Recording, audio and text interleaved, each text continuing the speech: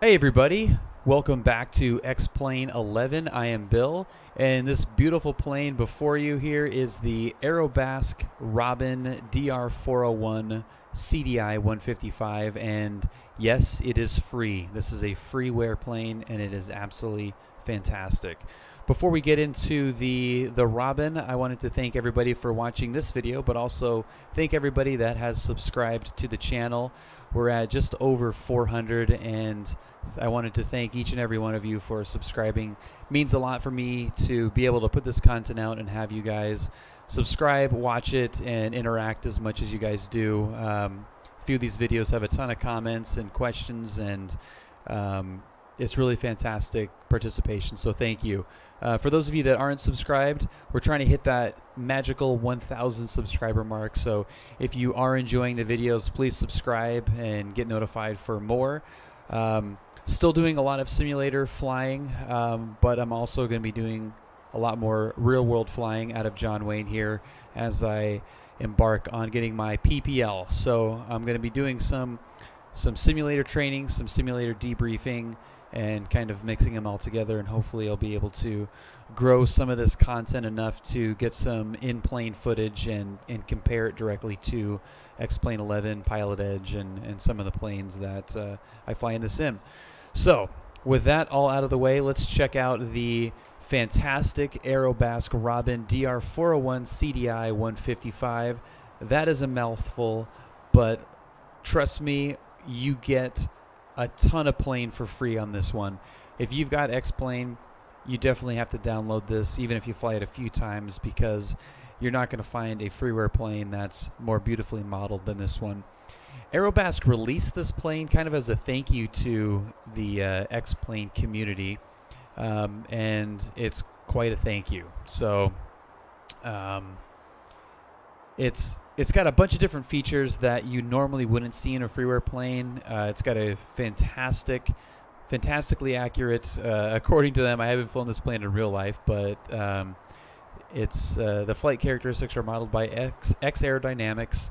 We've got F-Mod sound. We've got integrated G1000, the Laminar Research Garmin G1000, PFD and MFD. Fully functional 3D cockpit. It's VR ready. Amazing textures, reflections. It's nicely optimized, and we got some good liveries as well. So if we just kind of take a little outside tour of this plane, give you an idea for what these textures look like. Very nicely detailed, even if you zoom in. It does look like a new plane, so it doesn't have the weathered effects like some of the other payware planes have, but it is kind of a newer plane anyway, so the fact that it looks like it's newer really doesn't bother me at all. It just looks like a nice new clean plane. So there's a few things about this plane in real life that are especially interesting, on top of the fact that this is just a fantastic freeware sim download. But if you can see right here, it takes Jet A1 and diesel. This is a diesel powered airplane, and it's kind of common in Europe. This plane is built in France. We don't have a lot of diesel powered planes here in the US. Yet, at least. I think it's probably coming because the benefits of the diesel engines are pretty fantastic, performance-wise and just operationally. It's pretty convenient. But again, going back to this download, then we'll talk about the plane itself, the Robin itself. You know, you can get really close, and it doesn't lose too much fidelity. Same story on the inside. This is a really nice looking interior. Again, just like the outside, the weathering isn't there. It does look like it's a new plane, but the control surfaces are animated nicely. It looks good. Everything is here. Everything is where it should be. All of the toggles work nicely. It's just well done. I mean, this is a payware quality, payware level plane. You even got a little tablet in here. Aerobask's IPO, Wall Street takes 20% in 1 hour. And it's certified gluten-free. So, fun little, I wouldn't really call that an Easter egg, 'cause that's kind of in your face, but Little sense of humor there. It's good. This is a 4-seater, and looks like there's a decent amount of space back there. Ton of useful load in this plane. Okay, so that's kind of like the first introduction to at least the visuals of this plane. And as I go through the startup procedure, you'll see kind of the model working and some of its functionality. But now let's talk about the Robin DR401 itself, the actual airplane. Like I said, it's got a diesel motor. This one has 155 horsepower, and it's a flat 4. And that's fantastic. It's a super economical, very easy to operate engine. But the other standout feature of this plane, it is a light sport aircraft, but it's made out of wood. It's not composite. It's not aluminum. It is wooden. It's a wooden plane. I won't go into the specifics of the type of materials that they use to wrap it. They've updated especially on the control surfaces, and trimmed a lot of weight up to, I believe it was 20 kilograms of weight that they were able to trim from the previous generation DR400, and all 20 of those kilograms went straight to direct carrying capacity, useful load. So it's super utilitarian for how light of a plane it is. I think the dry weight is like 1,300 pounds. But if we go into the flight configurer and go into weight and balance and fuel and total fuel weight, look at this. 8 hours and 24 minutes of normal cruise time, and we're not even half of the useful load. So we can ramp up the payload to almost 800 pounds, and we're just at max weight, just a little bit under max weight. So, I mean, you can put 4 people in here, you could put 2 people and a bunch of luggage and go for a real long trip. So really super interesting plane from the performance perspective and just its capabilities and range and all that. It doesn't have a bunch of speed, so it doesn't cruise that fast. I think the max cruising speed was like under 140 knots for sure. Okay, yeah, fast cruise speed is 128 knots at 85%. So definitely not going to break any speed records, but that's really all you need on, you know, kind of regional weekend flights. If you're going with your, you know, significant other flying to, you know, from Orange County here, you can go to Vegas for the weekend with a bunch of bags, or you can go to Phoenix or, you know, San Diego, Santa Barbara, no problem. And you got a bunch of luggage space in the back here and in the luggage compartment in here. So wooden airframe, diesel power, cool looks, angled wings, definitely unique front profile of this plane. So let's get in it and let's start it up. We're going to leave the canopy open here. So a couple of the key features of the diesel engine that's very interesting is the fact that it is just one lever is all you need. Let's get this engine thing on here. And the alternator, close that. So this is it. This is all you need. There's no mixture. So we're going to turn the fuel on, and we're going to crack that open a little bit. Now, one of my favorite parts about this, the Aerobask Robin, is when you start it up or you're at low RPM, the whole cockpit shakes just like a real plane would, and it looks fantastic. So let's go to start. Look at that.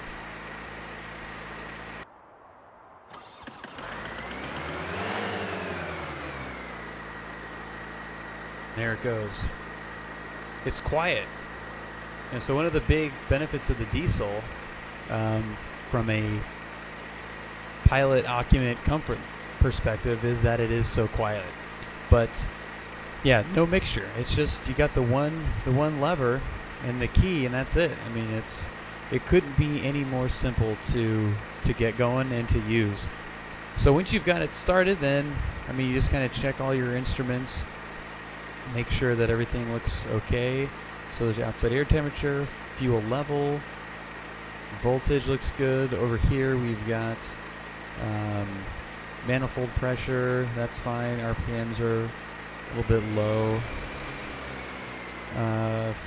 Fuel flow, oil pressure looks good, oil temperature looks good.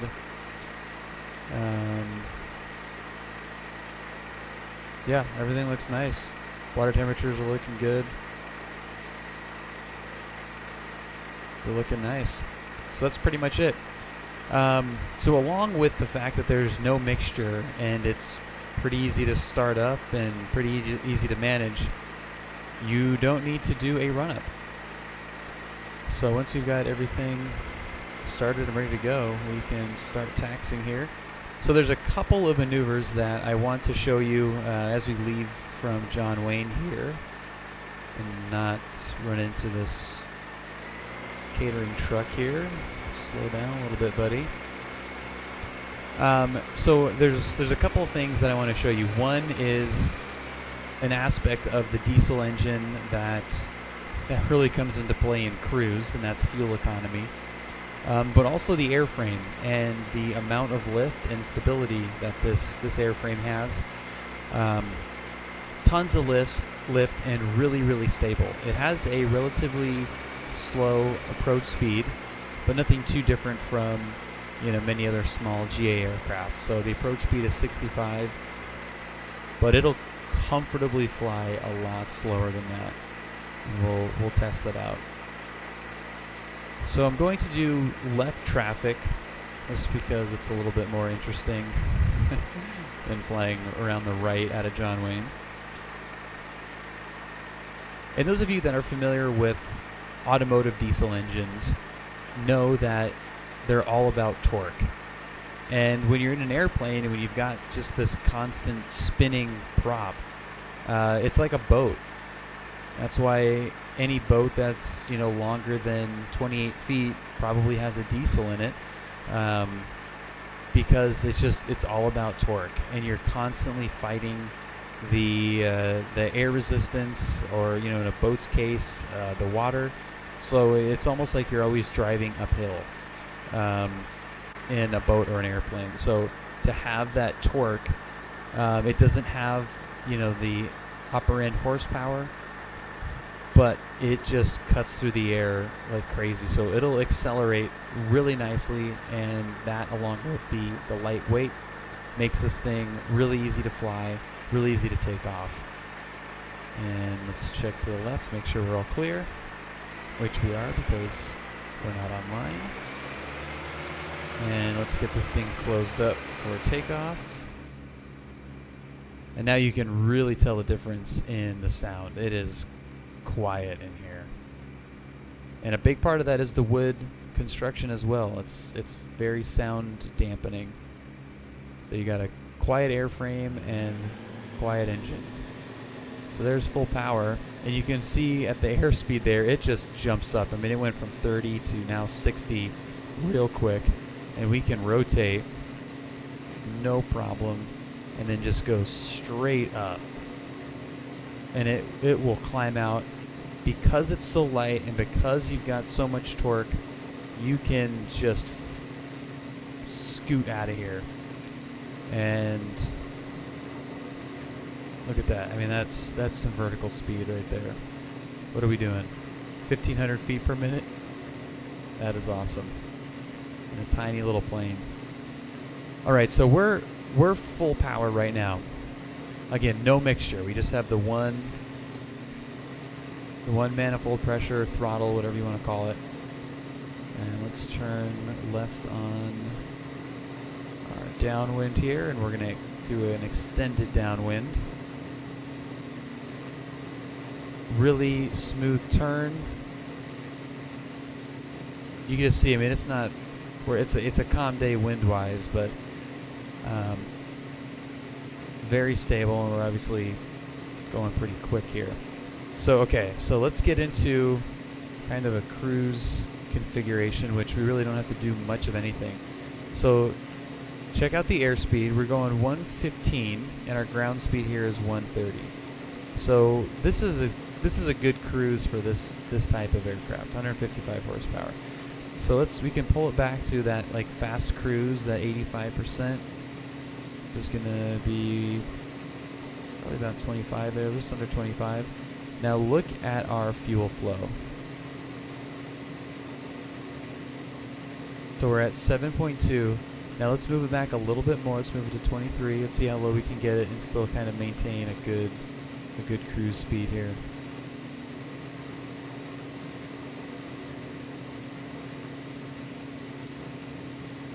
You know, about 6.4, 6.5 seems like a good setting right there. So 6.4 gallons per hour, and we're doing 130 knots over the ground, and 120 indicated. That is insane. So now, if we pull the power all the way back, and it's going to slow right down. Okay, so let's get the electric flaps down, which are right here. So we go 1 notch right there,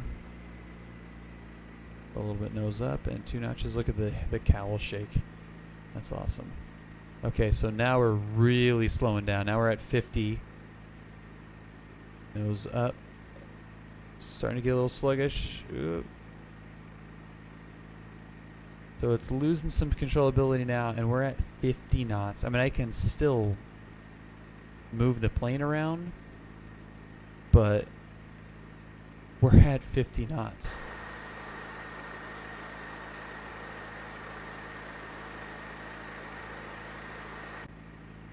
And there's a nice little stall. I mean, that's just trying to fly it from the outside, but I can recover. Let's get a little. Let's go full power and nose up, and let's see what it will do. Power on. Okay, so there's 47, 46.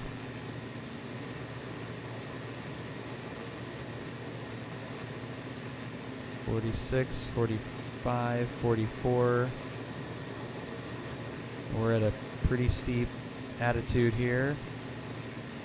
Yeah, there's mid 40s into lower 40s. It's kind of giving up.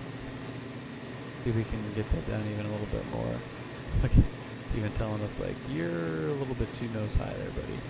So there's 39. Okay, so that's under 40, and we're still controllable with power on. Crazy. So the published approach speed on this is 65, but if we get it slower than that, we can get up to 20 knots slower than the approach speed. So in the simulator, you don't get any sensation. So there's no fly by the seat of your pants sensation to it. You're not looking out the window going, okay, this is about the same speed, about the right altitude, about the right attitude, pitch. You don't get any of that in a simulator. You really got to fly it, at least on the final approach, by the numbers. Otherwise, you could find yourself way too fast and float it, or way too slow, and the thing will stop flying and stall out before you're ready for it to.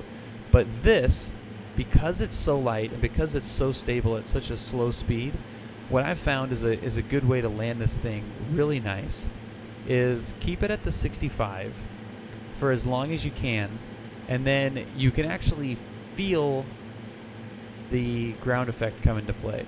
So it'll stop descending at that constant 65 knots with, you know, a little bit nose down. So once you hit that ground effect, just slowly start pulling the throttle out, and it'll land just super nice.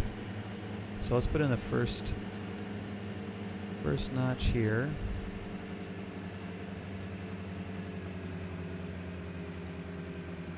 Let's get this done. And we're gonna land at the big runway here, just so we have a little bit more room, and the markings are much nicer looking on the scenery. Okay, so there's 80. But we can still slow it down a lot more.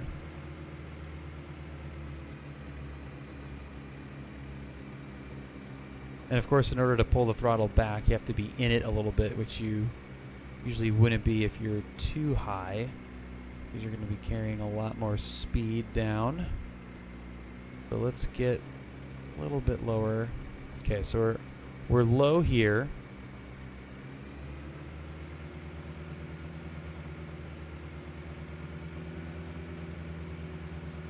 And there's 65. There's our approach speed. We're a little bit left to center, but that's fine. Okay. So there's 62, and then there's the ground effect right there, and then you just pull the power back, and it comes right down. So there's like just a little bit of a hesitation in that descent. And once you feel that hesitation in the descent, just pull the power back slowly, obviously. Pull the power back slowly, and it will just come right down. It's super nice. And just knowing that if you're coming in at 65 and you're 65 over the numbers, you can slow it down at least 20 knots more than that before it's going to be unstable, which is a huge advantage, especially in a simulator when you want something a little bit more forgiving airspeed wise. You know, you don't want to have like a threshold where if you hit a certain speed, it just falls out of the sky like some of the planes that I fly in X-Plane do. Let's get like a good view here. There, the shadow down there should be a cool view. Nice quiet diesel humming away.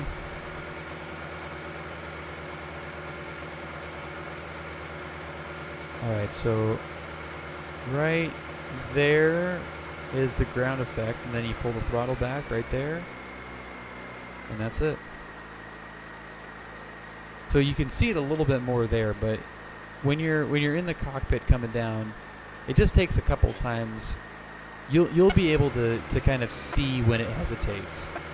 See if we can see it here. So there it just kind of it slows down the descent a little bit, and that way you know that you're close enough to at least be in that ground effect, and you can pull the power full back, and with those full flaps in there, no problem coming in. So good job, Little Robin, and good job, Aerobask, and thank you for such a fantastic Freeware plane. It is definitely a must-have.